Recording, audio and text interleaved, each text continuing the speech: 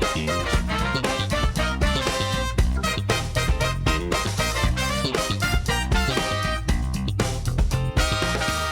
up traders, what up investors, Ken here from Dyslexic Investor, and today we're going to be looking at something a little bit different. We're going to actually be reacting and looking at Chamath Palihapitiya's response via his podcast with his besties, Jason Calacanis, Freeberg, and David Sachs.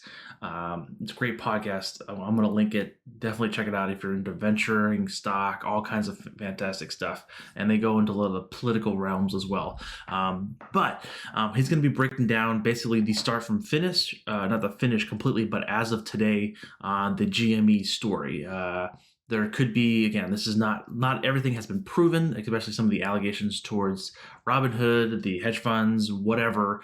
There's just still a blanket of mystery of a black hole in a sense of really what's going on. So what we're going to be going through is going to be listening it from the YouTube clip from Chamath Palihapitiya, going through all the details, giving some very great insights, and then at the same time, we're going to be pausing it, going to the charts, and switching back and forth in between those to kind of see on how this really has just completely exploded to the upside, and how really this came into fruition, to be quite honest. So again, if you're not into this, please keep it moving.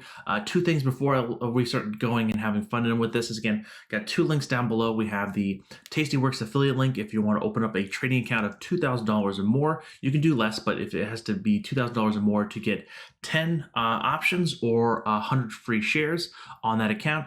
And as well, we have an Audible trial as well if you want to be interested on listening to audiobooks via your headphones on the go. Definitely love audiobooks. And I have also a link on what current audiobooks and stuff that I am listening to as well, mostly in the stock, investing, and business sense of things. So without further ado, let's go and have some fun with Chamath Palihapitiya here on the All In podcast. So let's go ahead and have fun here.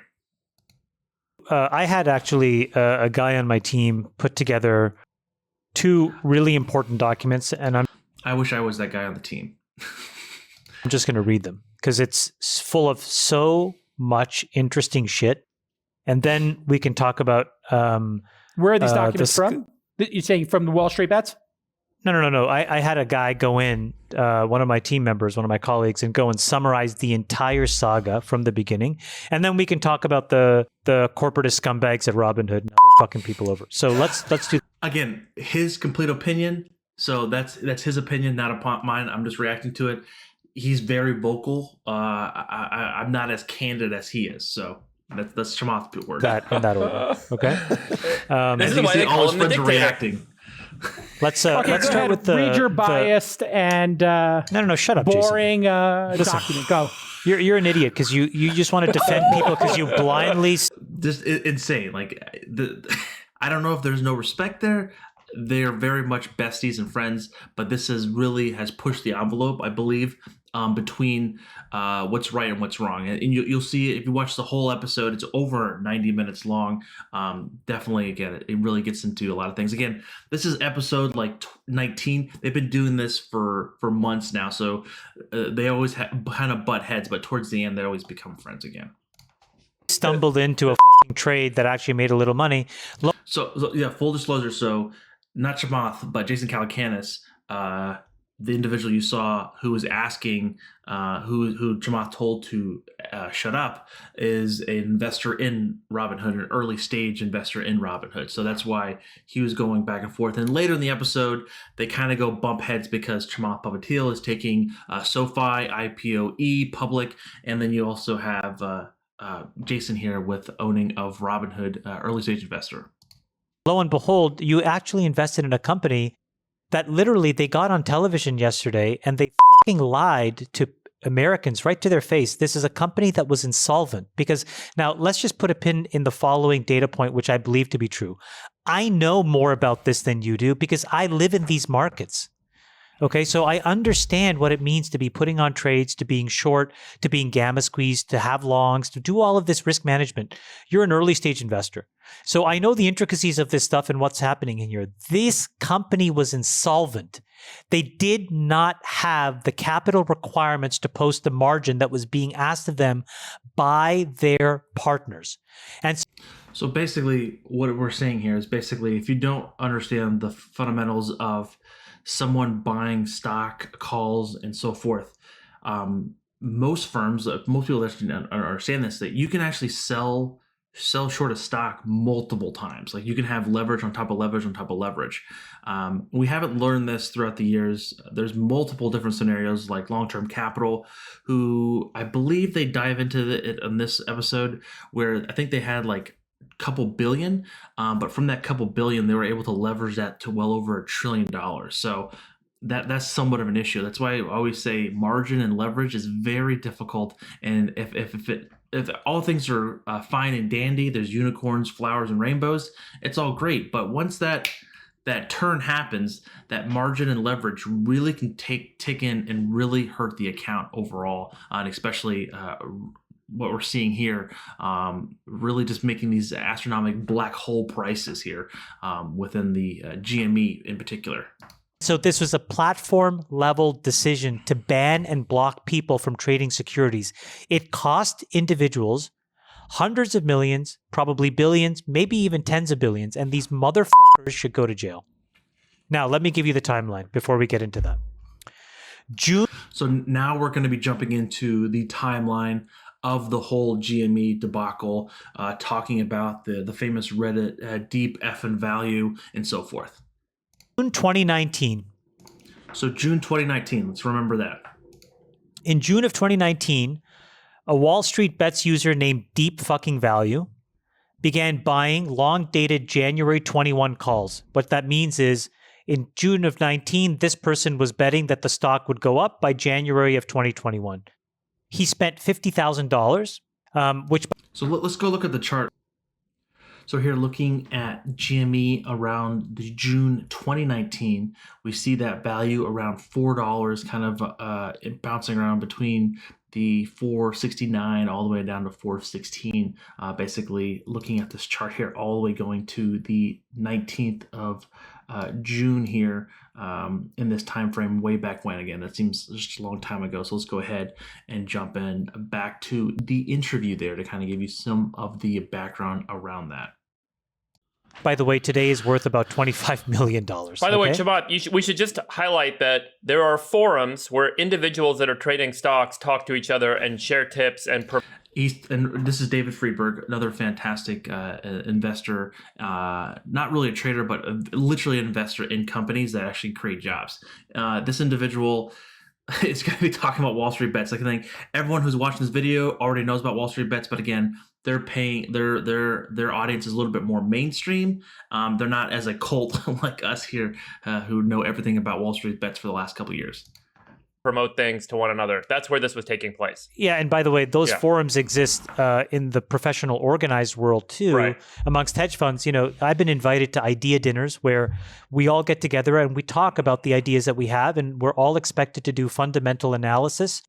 But some of those ideas are actually momentum-driven ideas. And a lot of the biggest dislocations in the market, just as a setup here, have been because of momentum-driven trading by organized capital. Okay, so we've been stuck with this for a while. So this guy Deep Fucking Value posts this, and every month since he's posted a screenshot of his position, and he's titled it, which we've highlighted on my channel directly multiple times on this individual just making gains over gains over gains on GameStop.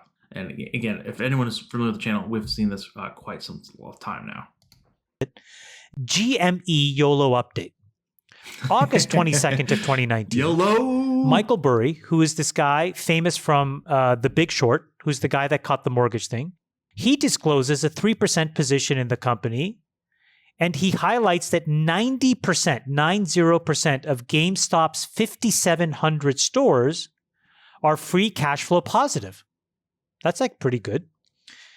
He urges a buyback, and he notes that the company was trading at or near net cash levels. So he's making a deep value-oriented fundamental thesis as well. Chamath, I think also it's worth saying what GameStop is, because even my wife asked me, what the hell is GameStop last night? GameStop is a retail store where people buy video games. They have to break I used to this go to the down mall again. all the time and buy video games there. And consoles and We can headphones kind of and other fast stuff. forward here a little bit. Console cycle coming, just as Jason mentioned.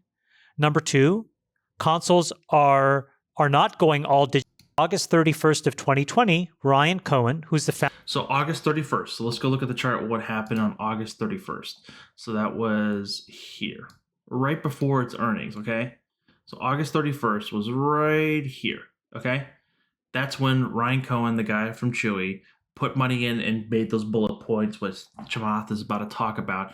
And it had literally jumped from $5.27, and the next couple of days went up nearly $8. So it nearly doubled its value in less than a week. So that was the first riptide, as we can see here via the stock here. Let's go back to go please here. There we go. Founder of Chewy, takes an almost 10% position in GameStop. About 2 or 3 weeks later, on September 19th of last year, that's a lot. A member of Wallstreetbets writes a post on GameStop, and he notes that GameStop has 120% short interest, which I'll get to. So again, 120% short interest, which we talked about towards the beginning of the episode, in the sense of you can lend brokerage firms or clearinghouses can lend out these the shorts multiple times and just add leverage and interest on top of that. So this is something that should be kind of frowned upon and really should most likely be somewhat more regulated, on my opinion, here as well. In a second, so hold on. What does that mean, 120% short interest? And he defends the company as a result of a few things. He says, number one, there's a new console cycle coming, just as Jason mentioned. Number two, consoles are not going all digital immediately. GameStop loyalty programs have 55 million users. They have a strong balance sheet. Ryan Cohen just bought a stake. And the shorts were underwater and would be forced to cover if the stock ran up. He predicted the convergence of all these factors would lead to a big squeeze. Now, November 16th of 2020, Ryan Cohen writes a letter to the GameStop board. Now, let's go to the chart now for November 16th. Again, these timestamps here. November 16th would be right around this area. You see it here. He wrote the letter here. We had a pretty large bump from like the whole day. We traded between $10.83 all the way up to potentially $12.67. In the meantime, oops, I just did that. My bad. 1 second. Has been, again, we had that bid come out and kind of trade sideways here a little bit. Then we had the 16th, we had a squeeze set up here, and then we popped basically from that 1166 all the way up to that $18 level. And this is when things start getting a little spicy here. As you can see here, once we kind of kick back here to the Chamath Palihapitiya. And he urges the company to conduct a strategic review and share a credible plan to capture market share in the gaming industry. He said that they need to evolve into a technology company that delights gamers and delivers exceptional digital experiences. I'm just quoting here. Not remain a video game retailer that over-prioritizes its brick-and-mortar footprint and stumbles around the online ecosystem. November of 2020, someone in Wallstreetbets highlights that a hedge fund called Melvin Capital was going long. Which we know that this is the debacle that we're seeing currently right now with Melvin Capital, Citron, so forth. Long GameStop puts. What does that mean? That they are synthetically shorting the stock by buying the right to sell it at a different price in the future. Okay? That's what a put option is. I think everyone understands put and calls here.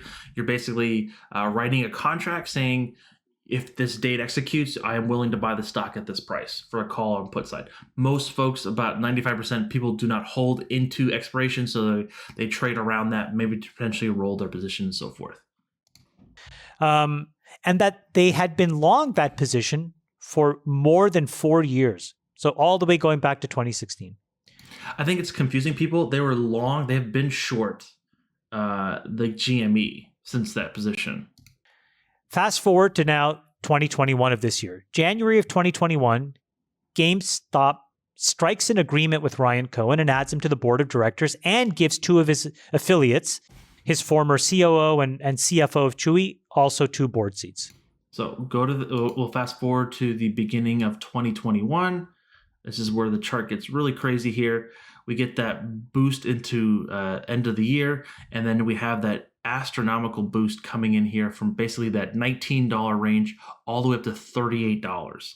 And that was that really large position where people were starting to get a little bit worried about the jump here at GME, really having that short squeeze potentially start playing out at a very high level. Again, remember the short interest was well over 100%. Again, that's theoretically should not be possible. I think most people can agree on that. How can you short more shares than that's available? It's basically like the oil contango that we had way back when, where there was just the supply and demand market. It just didn't work out. And this is exactly what we're seeing here. And the ripple effects across the whole market is really putting a lot of stress on the overall market that really shouldn't have not been happening. It's due to, again, my honest opinion, the folks on Wall Street pulling different levers, having the being able to see behind the curtain and have this leverage that we just don't understand, using dark pools, high frequency trading, front running stocks that we see could potentially have some large moves. So these are all my opinions. That being said, they collectively, bring their experience in e-commerce, online marketing, finance, and strat planning. The stock goes up 13% on that day and closes at about $20 a share. One day later, and then over the next day after that, so for January 12th and 13th of 2021. Which we just highlighted here on this day right here, basically the 12th to the 13th, that's when things started to really ramp up quite a bit here. You can kind of see here with that volume coming in nearly like 30 times more than the average volume. There's a ton of activity around GameStop in Wallstreetbets and now in Discord and in StockTwits, claiming that Ryan Cohen is going to be the savior. And then by January 14th, so 3 days later, the stock closes at $40. So now it's up 125%. So now comes the setup, the pros versus the Joes. From January 12th to today, there has basically been a battle by institutional investors on one side, shorting GameStop, and retail investors on the other, buying the stock and also buying the right to buy the stock, or what's called call options. And this is what has created this crazy nonsense we've seen. So on the institutional side, after, retail drives the stock up, the institutional guys are like, hey, wait a minute, Ryan Cohen's an idiot. This.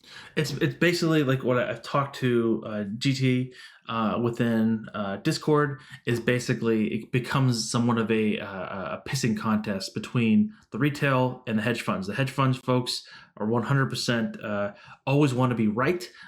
They don't like to be a fast one pulled over them, and they're like, hey, listen, this company is not worth this price. In theory, it's going to be hard if you're to be a true value investor to give that even a number of what we're currently looking at. But this is more than just the fundamentals of the value of the company. This literally turns into really strategically looking at the short float. This is a short float squeeze. This is really the gamma squeeze, the black hole, the infinite squeeze, whatever you want to call it, where we can just continuously get crazy volatility in the stock. The options market literally makes no sense at all. And this is really where it comes into play when you're seeing Robinhood and other platforms and clearinghouses saying like, hey, we have to restrict these stocks because we're not able to settle the current closing order. So we have to hit the pause button. And that is, it shouldn't have happened again. But the reason it happened was because the short float was substantially higher of over 100%. And that's really what we're seeing here. This company is fucked. Fuck these guys. They have too many, cyclical and secular tailwinds. And they become so massively short that the infrastructure that's supposed to even count all the shares can't keep up. And now they are short more than the actual number of shares that actually exist. Yeah, so now they're 140% short. The Joes, retail, they start to aggressively purchase all these call options. And on January 13th and 14th, I'm an average Joe. This price keeps ticking up. Then a bunch of quant funds and momentum hedge funds notice all this activity, and they also participate on the long side. And then over the past 7 trading days, we have traded over $100 billion of stock in GameStop, which is well in excess of what retail can support. So here's what's crazy to realize. So a bunch of this is the breakdown. This wasn't just driven by Wall Street Bets. Everyone on the news was like, "Oh, the Joes and retail people rose the price up." No, they highlighted it. They highlighted it, and then you had the reaction. So it's basically Newton's law. Everything what's the oh my god, reaction to of a move. So if you're getting a reaction from this particular movement, it can continuously going until it gets reacted by something else, aka the hedge funds of just saying, "Hey, we're better than you." Whatever the ego-driven place is there is like, "Hey, you're wrong, we're right, and we're going to prove it to you by putting money into it." That's again where we're seeing that short float just skyrocket high there. Of value-oriented, non-computerized, non-quantitative hedge funds short. Retail notices a dislocation, initially fundamentally, but then momentum-oriented buys. Other hedge funds realize, also buy, and this is what's created this massive short squeeze. On January 19th, Citron Research, a research firm that basically tries to, find shorts in the market, announces that they were short game. Which Citron and Andrew Left has come out recently, the close of business on Friday of last week, saying we are no longer going to be doing short reports after 20 years of doing short reports, and they're going to be focusing directly on logs. So I have a video on that one. Definitely check that out. Very interesting as well. GameStop, and they gave 5 reasons why it should go to $20. The stock was at $35.50 on January 19th. So $35.50 on the 19th, okay? So that's right around this area, which again, we saw quite a bit of movement. If I move this too much, it's going to go crazy. It was around, where was it? The 19th. Where's the 19th? Right here. Between, 11. Oh, actually, this thing just updated here. Okay. The 19th would be right here. So, yeah, it was around $40-ish. It closed in basically around 39 to $40, like he said. Then over the next 2 days, GameStop calls hit an all-time high.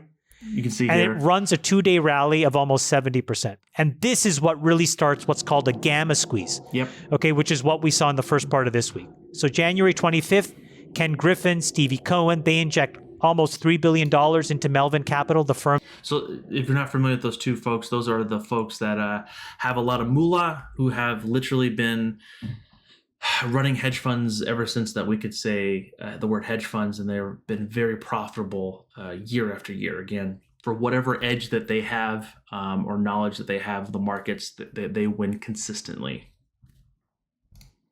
That was short, $2 billion from Citadel and $750 from Stevie Cohen. Stevie Cohen had $1 billion in it from before, and then now all of a sudden the squeeze keeps happening. The squeeze keeps happening. And which means that the people who are long are not selling to the people who are short. So again, that short float is continuously grow because you have the hedge funds of just trying to wind out their short positions. The way to wind out a short position is you have to be able to get the stock that is long to buy to get out of it. So this is when we're seeing this crazy movement here. We can go actually do an hourly chart now and kind of looking at this movement here. We're seeing it just kind of basically meander here on that level. And then you start seeing these crazy amount of volumes coming in these couple days going forth here. At the same time, this is when folks are buying into it. This is really, again, the call options, the stock itself. Again, the stock was hit around $195 to $100. But then once we broke around this range here, this is absolutely where it took completely off here. And it just kind of goes completely parabolic into that black hole or the gamma squeeze, which Chamath is talking about. Then it starts to spill over to the rest of the market. Now, all these hedge funds, these original hedge funds, they are getting called by the bank saying, hey, wait a minute, you've run over your collateral. AKA margin call, saying, hey, you're trying to short this stock. You have to add X limits. amount of You need to post more collateral. We need more money in your bank accounts.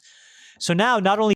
That's like a somewhat of a regulation, which it needs to be a little bit tighter, to be quite honest. So this situation doesn't happen again in the sense of, hey, if you want to short these things, Yes, it was initially 20 million or whatever amount, but now it needs to be $1 billion because it has literally gone from standard prices into like 15 trillion deviations from here. Not only do they have to cover GameStop, they have to cover all their other shorts, so those go crazy, and they have to sell their longs. So now they're selling, Facebook, Netflix, Alibaba, so those things are going down. That accordion is what's been happening in the market. So the accordion, what he's talking about is like, okay, so instead of just trying to inject capital, because not many people just have $1 billion laying around. So if the fund has other holdings in other companies, like he talked about AMD, Alibaba, Netflix, these other positions, they need to get out of those and cover those. So that's why we're seeing a huge influx of downward movement in the market. As you saw the last 2 days in the S&P 500 and NASDAQ, that we hit some pretty intense levels. So just looking here strictly at the NASDAQ, at the QQQ, the last 2 days, it has been really getting hit hard. And the time it gets hit hard is after that noon time frame, really that 1 to 2 o'clock time frame, which we see that where the margin calls happen of like, again, if you're short something in the bank or the brokerage firms really wants their money, they're going to be continuously calling you of like, not call, like they're going to be like, hey, you need to post this money or we have to get out of these positions. Like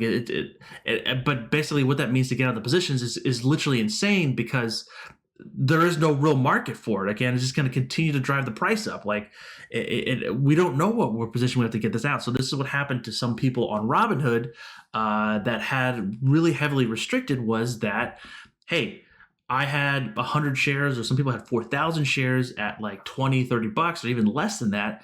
But then Robinhood closed it out due to market volatility at like whatever price they deemed necessary or whatever price that they could even get.